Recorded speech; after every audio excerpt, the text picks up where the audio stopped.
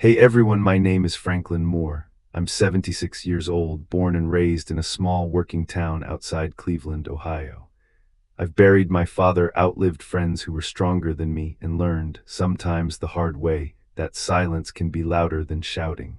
And today I want to tell you about the day I lost everything on purpose. Now listen carefully. If you've ever been betrayed by someone you loved, if you've ever watched your whole life sit across a table from you and treat it like a business transaction, then don't blink. Because this story doesn't begin with revenge, it begins with surrender. My wife sat across from me in that polished conference room like a stranger wearing her face.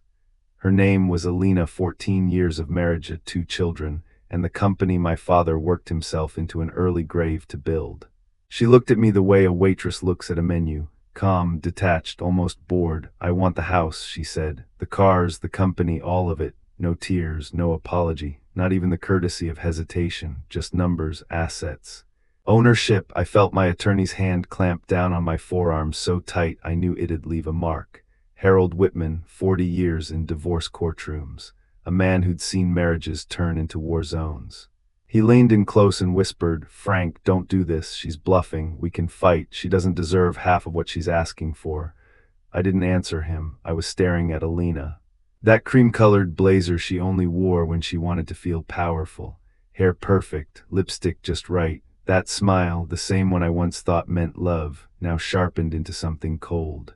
This was the same woman I held while we buried her mother. The same woman who promised me forever in a small church with peeling paint and folding chairs. Now she was waiting for me to break. And instead I spoke the words nobody expected. "Give it to her." Harold froze. "The house," I continued. "The cars, the business, all of it. Give her everything." The sound of his pen hitting the table cracked through the room like a gunshot. Alina's smile flickered just for half a second. She thought she'd won. Everyone in that room thought they were watching a defeated old man give up the last fight he had left, and maybe that's what it looked like. But what none of them knew, not Alina, not her expensive lawyer, not even most of my family, was that I had already seen the end of this story. And if you're still listening right now, do me a favor, tap that like button quietly. Not for me, for every man who's ever been underestimated at the table. Because what I was really doing was letting her walk straight into a trap she didn't even know existed. And to understand why I could sit there so calm, why I could hand over my entire life without shaking, I need to take you back, way back, to the man my father was and the promise I made the day he died. Before I ever lost my wife, before courtrooms and lawyers and betrayal, I lost my father. His name was Walter Moore, but everyone in town called him Big Walt. Not because he was loud, because when he walked into a room, things got done. He started Moore and Sons plumbing out of a one-car garage in Lakeview Heights, a blue-collar town where winters bite hard and men shake hands like contracts still mean something. I can still smell that garage if I close my eyes. PVC glue, old coffee, metal and grease. By the time I was 12, I was carrying pipes heavier than my school backpack. By 16, I could solder copper cleaner than most grown men. College never tempted me. That business already had my name written on it in sweat. My younger brother, Caleb, took a different road. Firefighter, built like a brick wall with a heartbeat. The kind of man who runs towards smoke while everyone else runs away. Dad was proud of both of us, but the company, that was his heartbeat. He died one winter morning. I walked into the shop early, coffee still hot in my hand, and found him slumped over the workbench, wrench beside him. Hands still black with grease. The doctor said it was quick, a mercy. I don't know if that made it better or worse. At his funeral, men with cracked hands and worn boots stood in line to tell me the same thing. "Your dad was honest. He always showed up. He kept his word." Standing there by that grave, freezing wind cutting through my coat, I made a promise I probably shouldn't have made out loud. "I'll protect this," I said.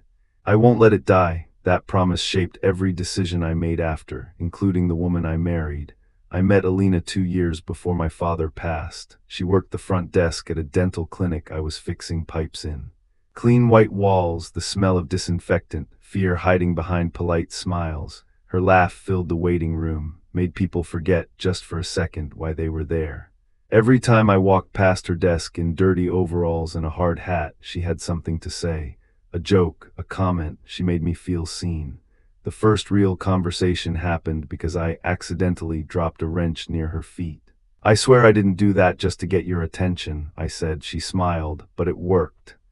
With Alina, things were easy. Coffee turned into dinners. Dinners turned into confessions. I told her about the business, the pressure, the promise to my father. She listened like it mattered. We married in a small church at the edge of town. My mother cried the entire ceremony. Caleb embarrassed me with stories during the toast. During our first dance, Alina looked at me like I was her whole world. I believed her. Our daughter Lily came 2 years later, then our son Noah. Those were good years, hard but good. I worked 60, 70 hours a week. Left before sunrise, came home when pajamas were already on, but weekends were sacred. Cookouts at my mother's place, football at the park, Lily painting at the table while Noah followed me with a plastic screwdriver. The business grew. New trucks, bigger contracts, men who could finally afford to send their kids to college. We weren't rich, but we were solid, and that's when the leak started. Not a flood, just a drip. Alina stopped asking about my day. Started scrolling instead of listening. "Everyone else is moving up, Frank," she said one night, eyes locked on her phone. "Trips, cars, renovations, we're stuck. We're building something real," I said. She looked around the living room like it offended her. "I didn't sign up for this. I thought money was the problem, so I worked harder, and that decision opened the door to everything that came next." If this story already feels uncomfortably familiar, go ahead and subscribe quietly. Looking back now, I can see it clearly. The moment everything started slipping through my fingers, it wasn't the fights, it wasn't the silence. It was the day I decided I couldn't do it all alone anymore. By year 10, Moore & Sons Plumbing had outgrown my father's old filing cabinets. Payroll, taxes, vendors, numbers stacked on top of numbers until they followed me home in my sleep. I was drowning. That's when a contractor I trusted handed me a business card. "Best numbers guy I know," he said. "Sharp, clean, reliable." The name on the card was Evan Cole. He walked into our first meeting wearing an expensive suit and a calm, rehearsed smile. Leather briefcase, perfect posture. Within an hour, he made me feel like I'd been running the company like a caveman. Cash flow optimization, growth strategies, digitizing records, words that sounded like rescue. I was tired. I wanted to trust someone. So I handed him the keys, bank accounts, contracts, years of records. Evan started slow, once a week at the office, then every other day, then almost daily, and eventually he started showing up at my house. At first it was harmless. A dinner to thank him, a glass of wine. Alina welcomed him like a guest we'd been missing. She laughed at his jokes, asked about his travels, listened. I sat across the table, exhausted, grateful that anyone was making her smile again.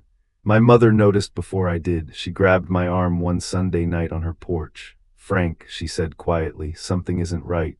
"Ma, please," I sighed. She leaned in. "That woman looks at you like a stranger. And the way she looks at that accountant, that's not business." I told her she was seeing ghosts. I was wrong. The truth hit me on a Tuesday in March. A big job got delayed. For the first time in months, my day was wide open. On impulse, I drove home with a bouquet of yellow roses, Alina's old favorite. I imagined lunch together, ice cream with the kids. The house was quiet, too quiet, no music, no TV. When I reached the bedroom, I heard whispers. Breathing, the door opened, and there they were, Alina, Evan, in my bed. The roses fell from my hand. Time froze. I didn't scream, I didn't rage, I felt cold. "How long?" I asked. Evan answered. "A year, 12 months of lies. Of dinners at my table, of smiling in my home." I threw him out. Alina cried, blamed loneliness, blamed my work. I listened, and in that silence something in me changed. Because while they thought they had broken me, I had already started paying attention, and what I discovered next would change everything.